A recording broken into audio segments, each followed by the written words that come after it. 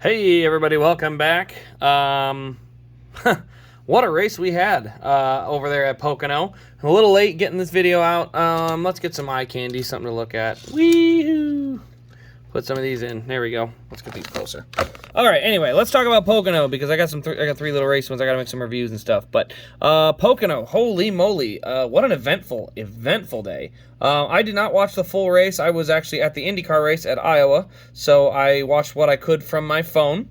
From what I saw, there was a lot that went on between Joey Logano being extremely frustrated with getting wrecked, and then also with the tow drivers. Austin Dillon throwing his helmet. We got Kyle Larson, Denny Hamlin beef, which should be interesting. We got Ryan Preece, Corey LaJoie beef. We got a whole laundry list of stuff, and it was quite a day. But at the end result, let's start with our winner. Denny Hamlin gets his 50th career Cup Series win, not in the FedEx colors, as ironic as that is. He's only won 4 races not in FedEx colors, and one of them happens to be the 50th career win for him. So congrats to Denny on that. Definitely a mark that's a high bar. I mean, it sounds crazy, but you guys got to realize Denny Hamlin is closing in on Kyle Busch.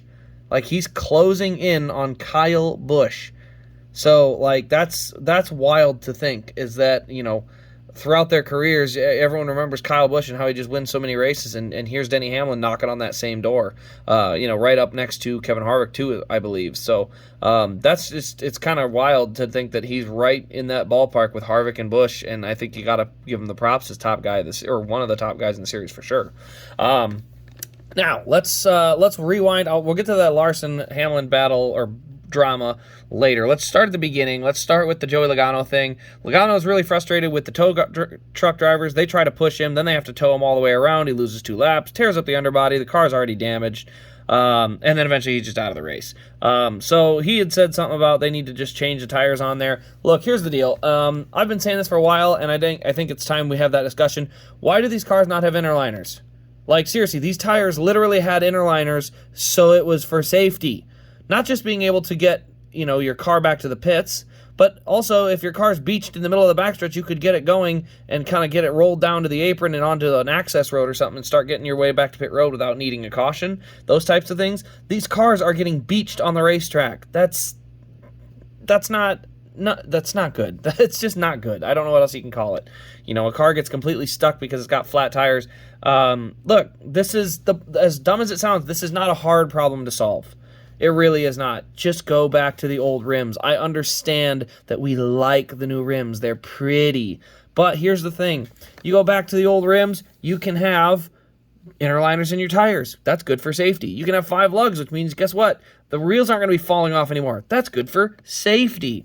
I don't personally care what they look like. I just want it to be safe and not grind the race to a halt.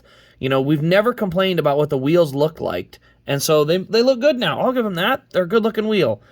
But if they go back to the old rim, are we all really going to start complaining? Because I don't think we will. So, I don't know. The solution seems like it's there. I know there's a lot of money already invested. Here's the thing. They've already made the old wheel. It literally worked for like 40 years. So if it worked for 40 years, let's just use it. I mean, it works. So I don't know. That's my opinion on it. Put inner liners back in these darn things so these guys can actually get around the track. Also, it gives them an opportunity to catch the car because, good grief, you have a flat tire heading off into turn 1 of Pocono, you are going to drill that wall so hard. And I don't know. It was a safety feature. They made inner liners for safety, and now we're ignoring safety in the name of making the car pretty. I'm not okay with that. So, yeah. Joey Logano had every right to be frustrated. It was kind of funny. I don't know. I don't think there was really any huge issue with it. Sure, he's mad, but, we've all been in our car and had that same thing where we're road raging at whoever's in front of us, so I ain't going to go too serious about it. Next incident we had was the Austin Dillon-Tyler Reddick incident, in which a lot of people like to say Austin Dillon wrecked himself. Look, here's the alternative view that I have. You're heading off into Pocono and you have no spotter. When Tyler Reddick is this far, when Tyler Reddick is this far alongside you and you don't know he's there, he's this far alongside you, Tyler Reddick, that's a spot where you unfortunately have to just concede a position or wreck the guy, and he chose to wreck the guy. So I'm going to put some blame on the spotter for the 3 for sure, but I know they had trouble seeing down there as far as who was where. So that being said, look, if you're here and you make contact, that's on the driver on the outside. But when you're here and you make contact, that's a little bit on you. Like, for sure, Austin was going to end up chopping him and got spun. But that being said, if the spotters weren't going to have so much trouble seeing down into turn one, I would probably just say that's a spotter issue. But because I know the spotters have trouble, you kind of expect the drivers to put it back. So, yes, I expect Austin to be mad. I expect Radek to not really feel bad about it. But at the end of the day, you know, it's one of those things. It's just going to be a difference of opinion. Now, Austin Dillon's helmet throw was awful. Good Lord, dude. Throw the helmet better than that. Oh, sorry, I got to put these back. But throw the helmet better than that. That was weak. So, yeah, we need a little bit more. We need to teach him how to throw a helmet, apparently, because, oh, my word, that was bad.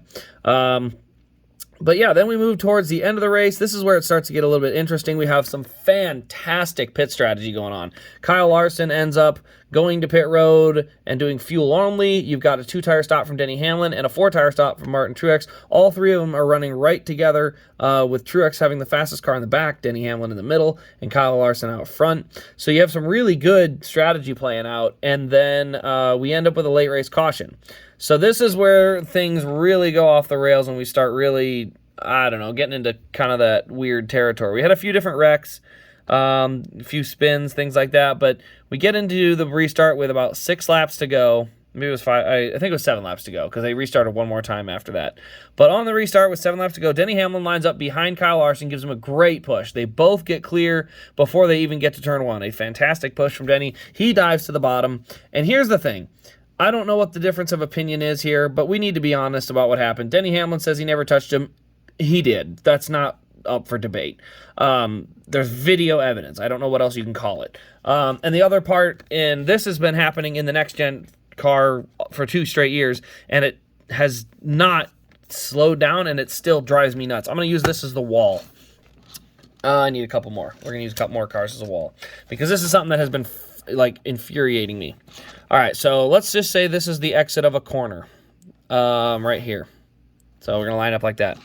If you're the 9 car and the 8, and you're rounding this corner, one of them's gonna, they're probably gonna go like this, right? They're gonna round, so they get a guy, you know, they're both gonna run this corner. If the 8 chooses to slide up here, I'm gonna get a better view here quick. If the 8 slides up there, the 9 car, let's remove it. The 9 car's ability to make the corner is going to be this. All but stop to have to turn. Like that's way too sharp of an angle. So even if the 8 comes off the corner at this angle, it was this push in the middle that allowed him to get off the corner straight and force this guy to all but stop because you put him at such a horrible angle for exit. Now, the reason I bring that up is because this is the same excuse Chastain used at Kansas, and it's a bullcrap excuse. If you rub doors and force someone out of their line coming out of the corner, you are running them into the wall. The idea that, and I hate this term, I forced him to make a decision. That's wrecking someone. If you are telling someone your options are wreck or give me the spot, you are wrecking someone, because that's not how racing works. You know, the idea of you either let me pass you or I wreck you, that's not, you didn't beat the guy. You didn't best the guy to gain his position. You just simply put him in a spot that ended up wrecking him. So, again, it's a bullcrap excuse on Denny. It's a bullcrap excuse when when Chastain used it. It's been a bullcrap excuse any time that the inside car runs into the door of the car on the outside and puts him in the wall. That's the inside car's fault. Every single time, okay? And the reason I say this is because I believe that is now all 4 Hendrick cars that Denny Hamlin has had a feud with at one point or another, and 3 of them all within the last year, like 12 months. You know, we remember that feud with William Byron. You know, William Byron went and spun him under yellow. Do you guys remember why he spun him under yellow? Because he walled him coming out of the corner. And he got wrecked at Charlotte with Chase Elliott because he walled him coming out of the corner.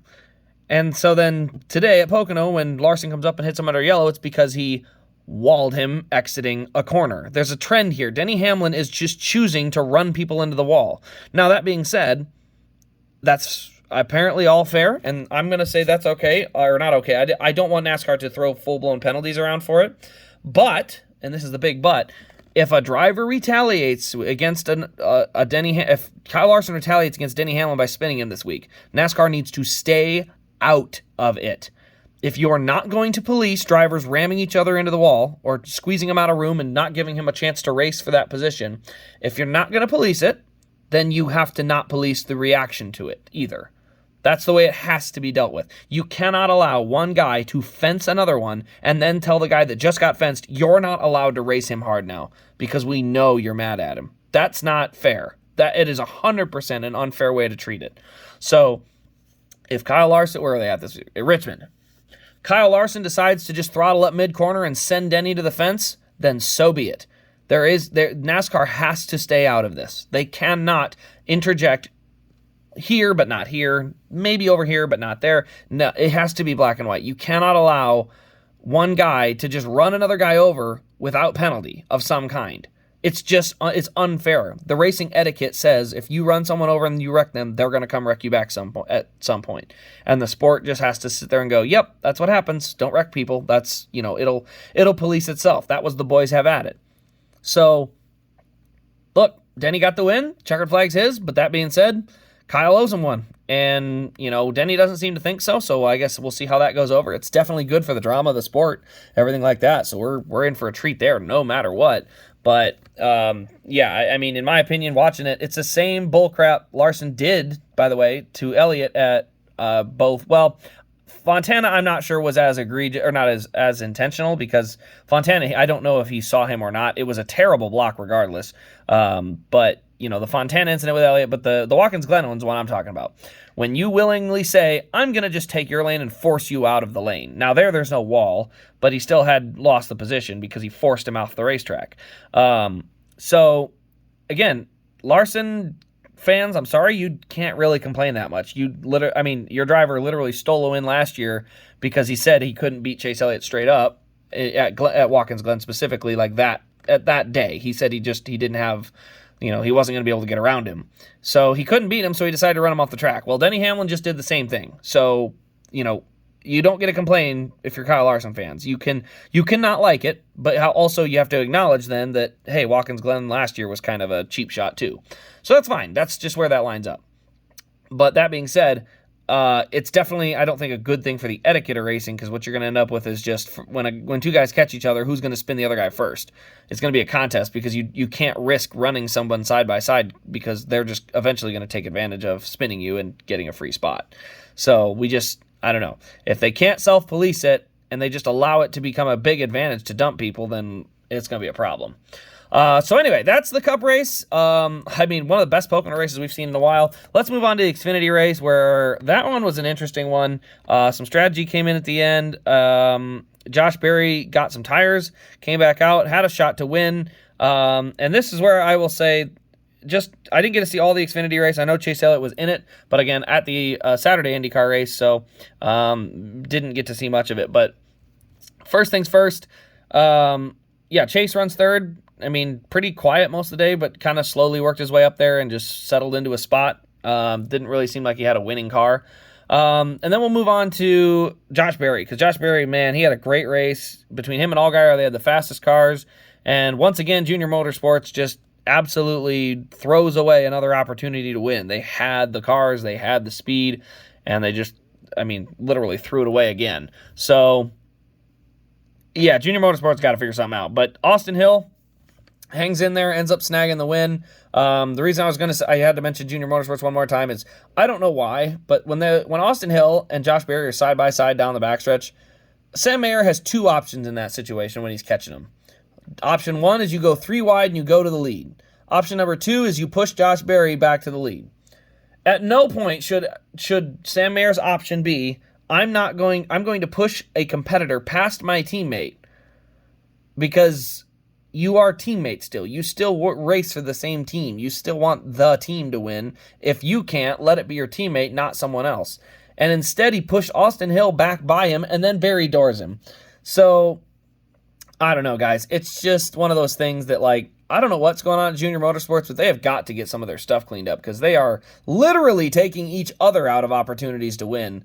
And, it's more fun to watch, I guess, but boy, it's painful if you're a Junior Motorsports fan, I can tell you that.